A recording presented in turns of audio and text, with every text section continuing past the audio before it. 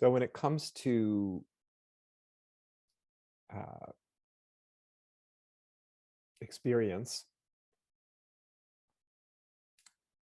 encountering what's here, all the different ways that can seem to present itself, this encounter,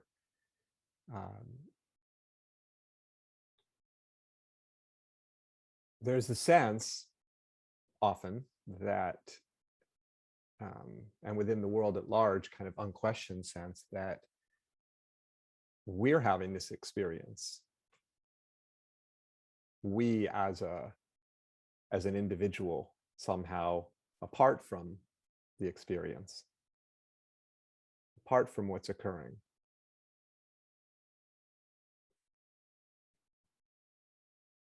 That sense is it's a strong perceptual habit. It's all innocent, but this idea that I'm sitting here, I'm seeing this moment, I'm hearing the sounds of this other person's voice, I'm feeling whatever is here being felt, I'm noticing whatever's being noticed. Well, let's just look at that assumption a little bit, see if it holds up under scrutiny.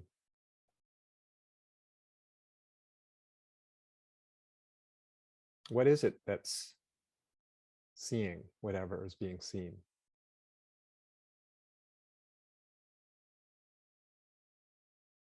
What is that?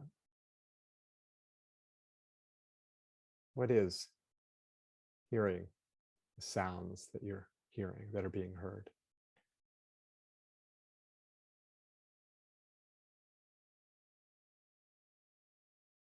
What's sitting here right now?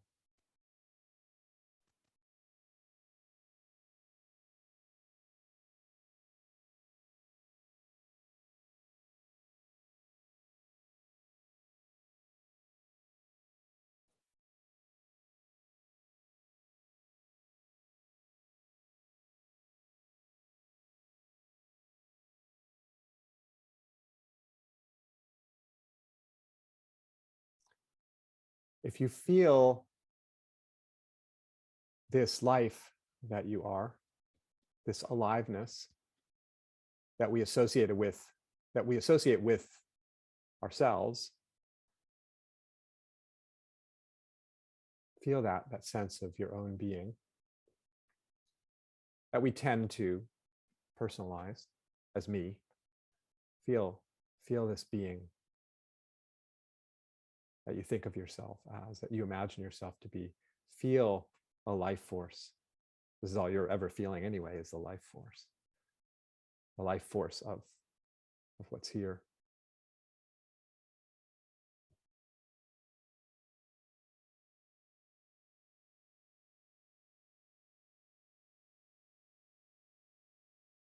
And notice how the life force, even though there's this sort of unconscious assumption operating sort of just there on sort of repeat, this notion that the being that you are is somehow bounded. Feel the being.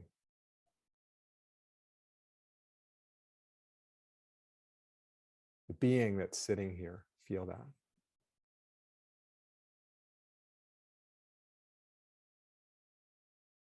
And then as you feel the being, the beingness,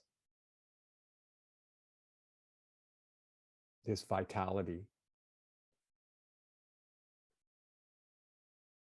do you actually find the boundedness that's often imagined? Do you find that? Is there something that's encapsulated, that is got some clear boundary line around it, often thought of as the body that's sitting here?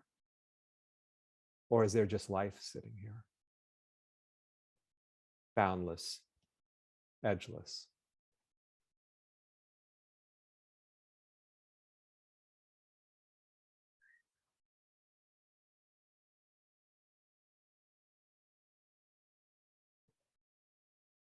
The being that's sitting here, it has no edges to it.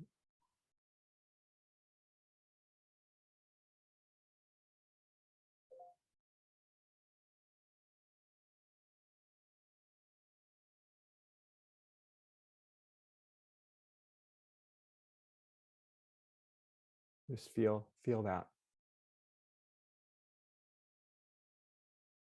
The edgeless nature of the being that you are. The being sitting here.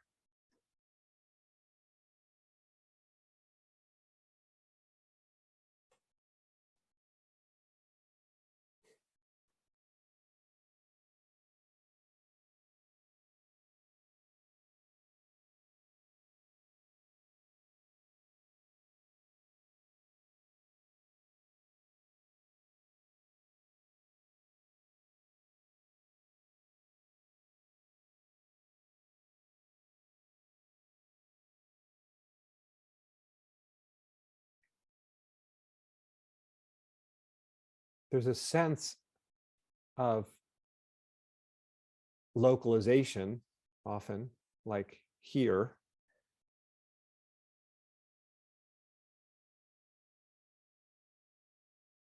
But is it really localized? I mean, where does here end, or does here end the localized being, and there begin? Or is there just here?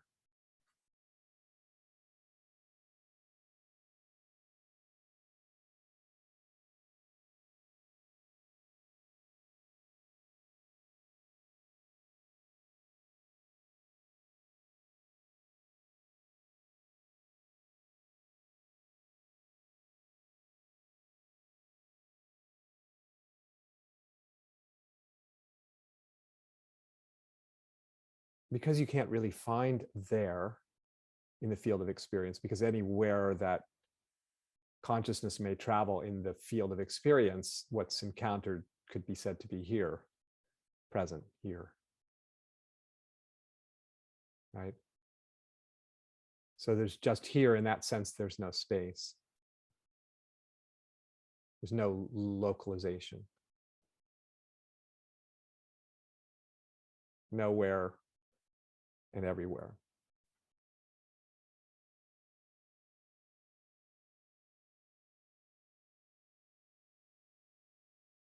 So the being that's sitting here is not a separate individual being.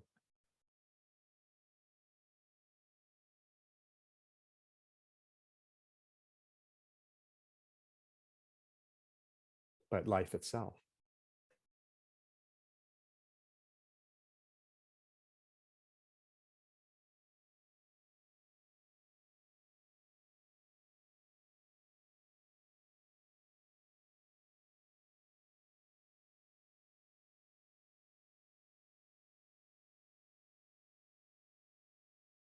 The universe is sitting here, we could say. The cosmos is sitting here. Absolute reality is sitting here, literally.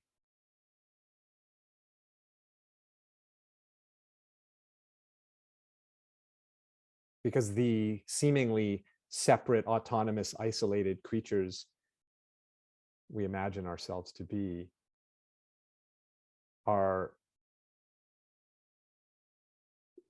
inseparable from the whole of reality.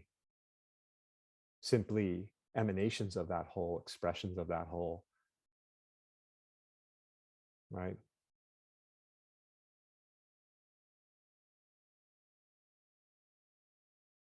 So from this perspective, there's not an individual sitting here. Life is sitting here. Life is hearing. Life is seeing. Life is encountering. And what is it encountering? More life.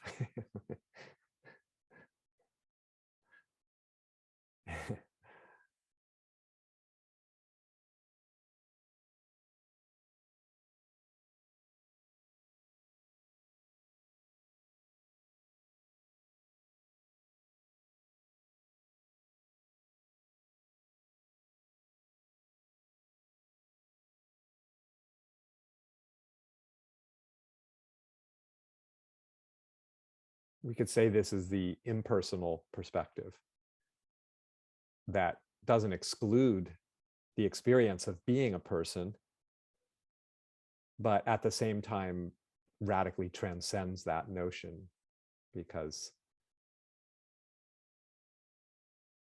the personal, what we call the personal, is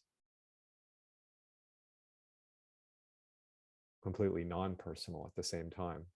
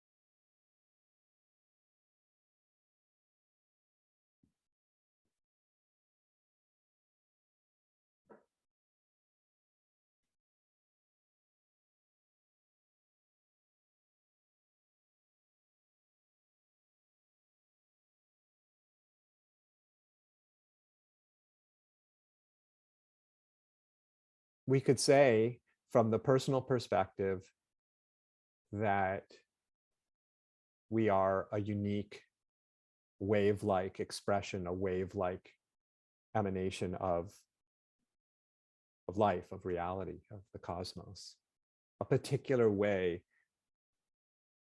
life expresses itself.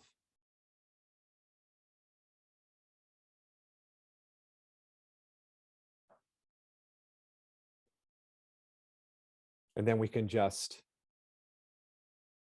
turn the kaleidoscope and see that we've never been anything but the sea. We've never been anything but the ocean of existence. The wave is.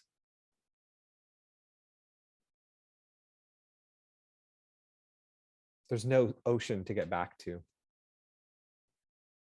There's no totality to return to, no wholeness to recapture, because there's just the totality. There's just the sea, this, right?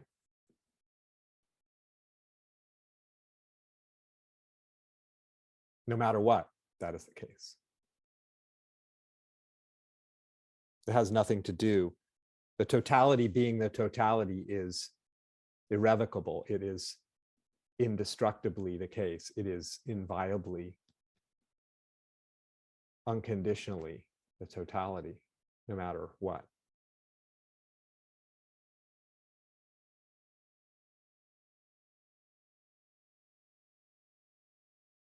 There's no returning to that. There can be seeing that can't be departed from. We can see that right now.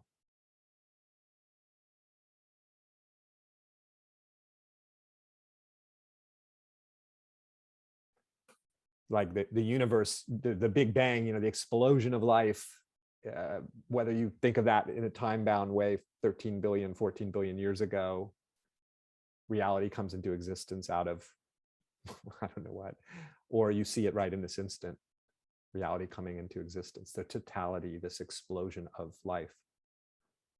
And the explosion of life is the expression of life. So all of the seeming pieces and parts, including the individual, imagines itself sitting here having this experience, is just the totality. So.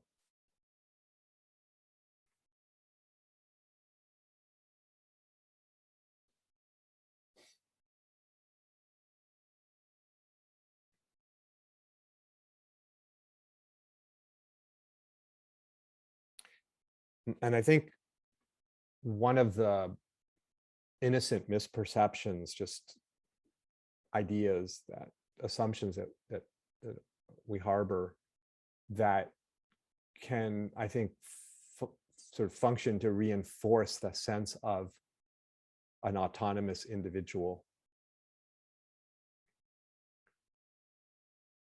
that, say, in a spiritual context, is trying to find its way back to the ground, back to reality, back to God, right? And then can feel like that autonomous individual somehow lost touch with that and wants to return to that, right?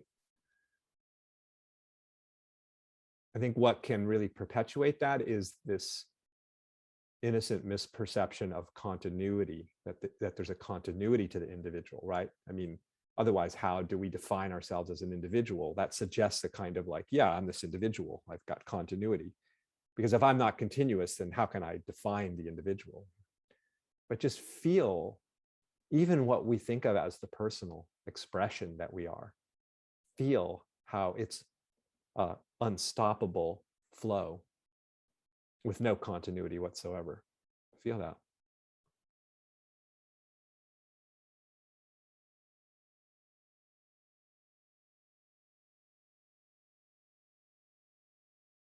Every single aspect, body, ways that we might define ourselves as individuals. What do you mean I'm not an individual? I have this personality, I have this history, I have unique experiences that I have, right? This body, the way my mind works, all of that is discontinuous. Feel that right now.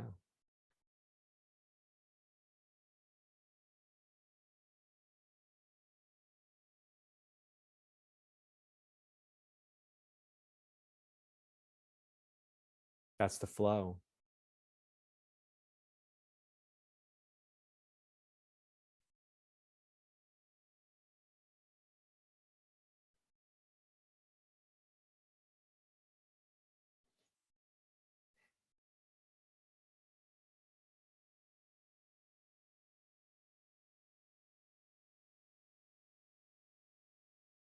There's never been someone actually separate from this who could lose this. Feel that. There's just this unthinkably wondrous appearance that we call life. And this wondrous appearance we call life or reality hasn't like projected out some individual that then is separate from the life and has to retrieve that magnificent apparition of reality, find its way back to it. No, that's never occurred. There's just life. Not just, but there is only life. Only the totality. Being itself. Never apart from itself. Never actually missing itself. Impossible to lose itself. It can definitely appear as the experience we call having seemingly lost it and then going about looking for it to find it again. Where did it go? Where did reality go? Where did God go?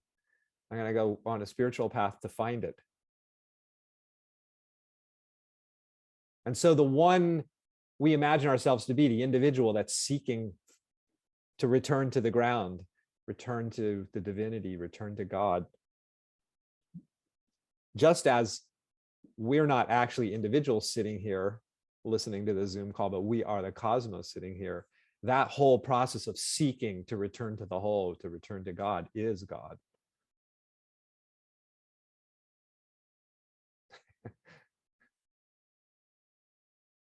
And so from that perspective, the seeking is not a problem either. The looking for it is not a problem. That's also its expression, isn't it?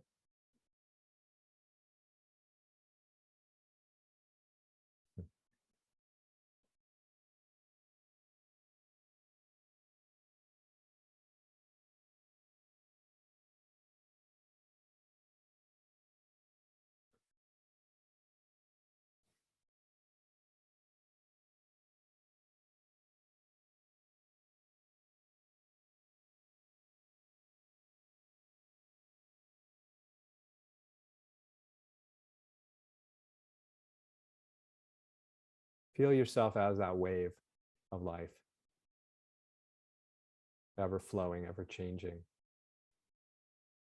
The wave that is inseparable from the sea. Really feel that. Can never depart from the sea, and need not return to the sea because it never left the sea. Because there's just the sea. There's just the sea of life.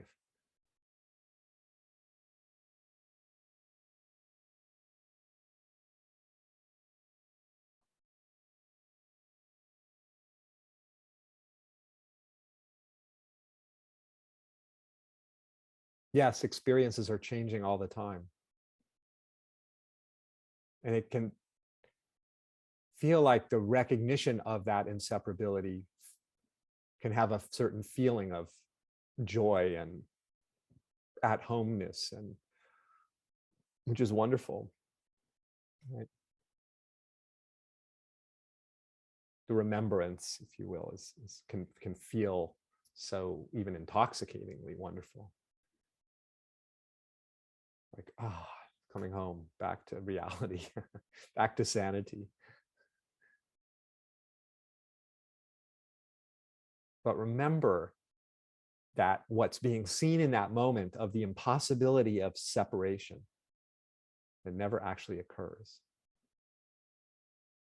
Never actually occurs. That's the key. That even when it seems like it's occurring, it's still not occurring because it can't occur.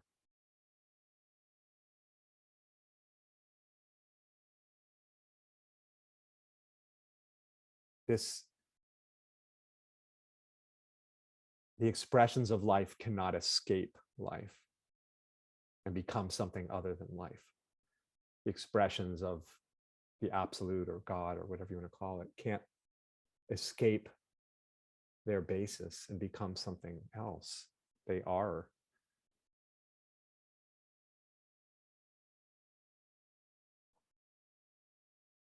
There's just the ground of being.